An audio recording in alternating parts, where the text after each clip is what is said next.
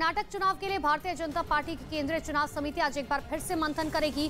कर्नाटक चुनाव के लिए बीजेपी आज अपनी पहली लिस्ट जारी कर सकती है।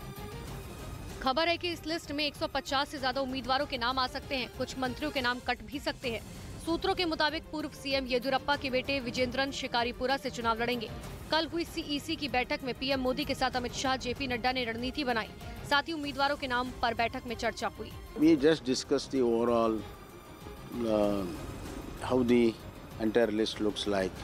सीईसी की इस बैठक में कर्नाटक के मुख्यमंत्री बसवराज बोमई, बीएस येदियुरप्पा, बीएल संतोष समेत कई बीजेपी नेता शामिल हुए। देश में कोरोना के बढ़ते हुए मामलों पर केंद्र सरकार अलर्ट पर है। आज सभी राज्यों के अस्पतालों में कोरोना पर मॉक ड्रिल की जाएगी। सभी राज्यों के स्वास्थ्य मंत्री इस मॉक ड्रिल में शामिल होंगे। वहीं केंद्रीय स्वास्थ्य मंत्री मनसुख मांडविया आज सुबह 9:30 बजे एम्स झज्जर जाएंगे और देश के कई राज्यों में कोरोना केस में बढ़ोतरी हुई है।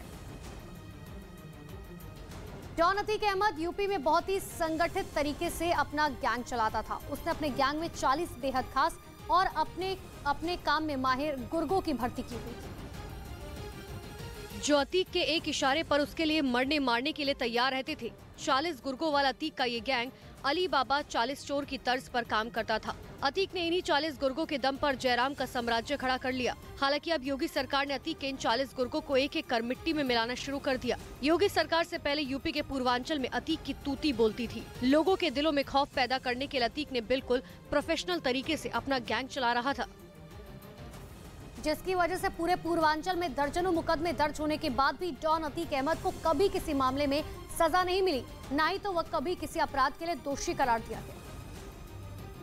क्योंकि अतीक ने अपने गुनाहों के सबूत छिपाने या मिटाने के लिए ऐसी व्यवस्था की थी कि अदालत में उसके खिलाफ एक सबूत और गवाह भी नहीं मिलता था।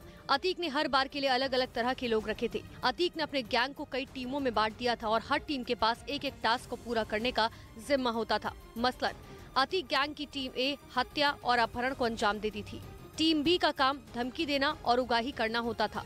टीम डी का काम अतीक के खिलाफ सबूत मिटाना था, जबकि टीम वाई का काम काले पैसों को सफेद करना था और टीम एल अतीक के लिए कानूनी मदद मुहैया कराती थी।